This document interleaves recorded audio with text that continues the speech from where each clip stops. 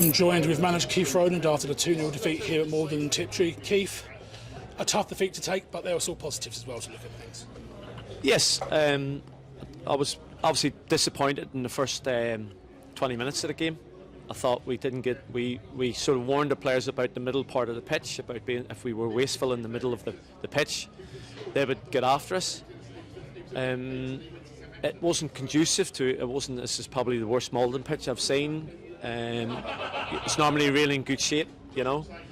Maybe it would have suited us better, but on the day we warned them about the surface and about being caught in midfield areas where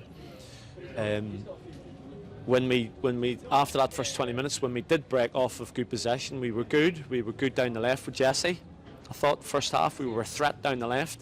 We got ourselves in numerous occasions in them areas, and it continued in the second half. I thought we started the game really well. I felt that the second half we started it really well, and we got a lot of joy down the left. But like I said, it's a hard one to take. But listen, fair play to Maldon. I thought they were good at what they did. Like I said, I just believe that I've noticed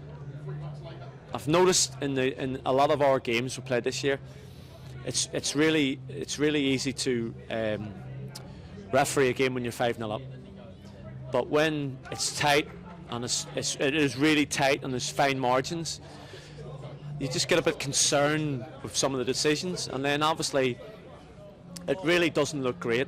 The 2 red cards, it really doesn't, and it really wasn't like that. Like I said, I don't really know what to say in terms of what was said and what was sent us off for. And I said to the players right before the final whistle, don't get involved in any nonsense. We'll go on, we'll shake the players' hands, some of them, pretty much all of them. We'll shake their hands because they played well, they battled well against us, and we didn't want to get involved. All I asked the question was to the linesman, his second half performance. I was a bit irate, it was a bit erratic, sorry, and my words were to him, I just felt that to use my assistant manager as a scapegoat for that, because I don't believe that Steve was abusive at all. But then when I obviously explained to him, the referee takes it to the decision that he wants to make a decision after the game's finished. It's really no need for it. It wasn't foul and abusive language, that is for sure. I accepted that we lost 2-0, so I'm absolutely gutted about being sent off, because I really don't believe that the game justified 2 sendings off from the bench, because it wasn't an over nasty game. No, it wasn't that physical, you know. Like I said, yes, we're disappointed we lost, but there was still some good stuff out there from us.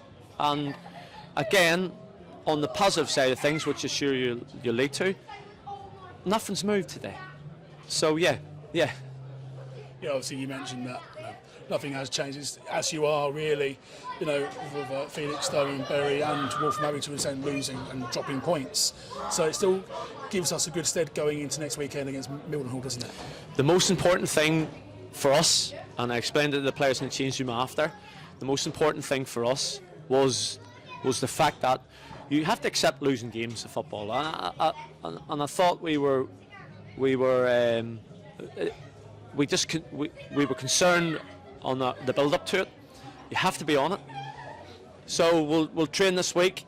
We move into the game against Mildenhall, but the most important thing what we've did this season is when we have lost a game, and that's 3 defeats since November. That's what, 2 draws and about 20 odd wins. That we've come back. We lost against Waltham Abbey and we won the next 4.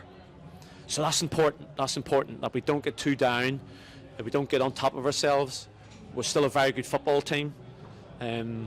Nobody ever beats us by a canter apart from the 2 games way early on. But we've been very good. So with 6 games to go, nothing will change next week either.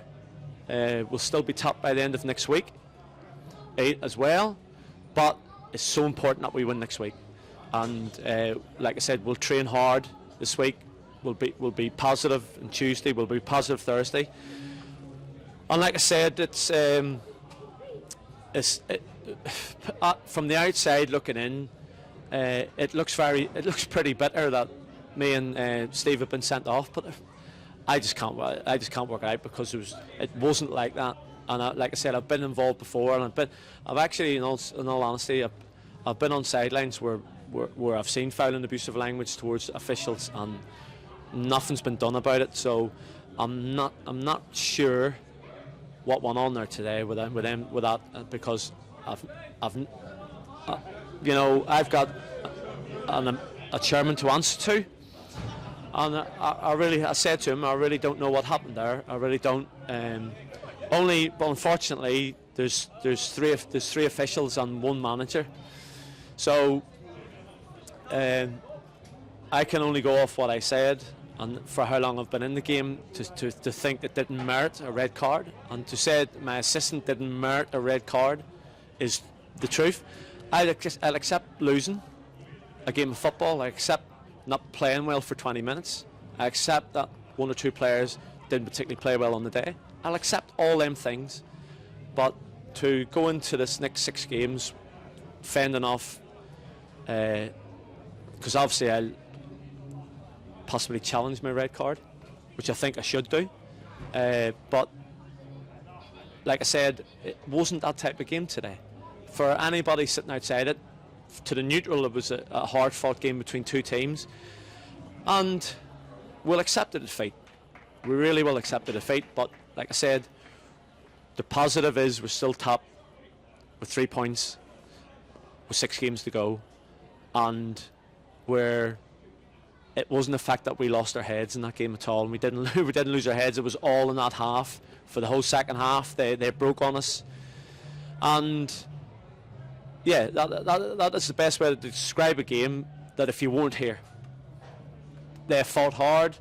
And again, like I said, Maldon have got a big say in this league this year, because they've got all the teams to come as well, either home or away. So under Kev, anybody who comes here, this will be a difficult place to come and get a result. So good luck to him, and good luck to him at the football club. But like I said, obviously I've got to go home and have a think about what we'll do with these decisions made against the bench today. And obviously, just before I let you go, last night we announced obviously the departures of George Sykes and Connor Witherspoon. Just wanted to ask you, what was the sort of thoughts behind the players that have come in versus the players that we've let go? I looked at the group, and I looked at obviously losing Taylor, and we had to bring a centre half in. So we had to bring a defender in to cover the 4. I looked at the front line, and I thought I had to bring in 5 for 3, if you see what I mean.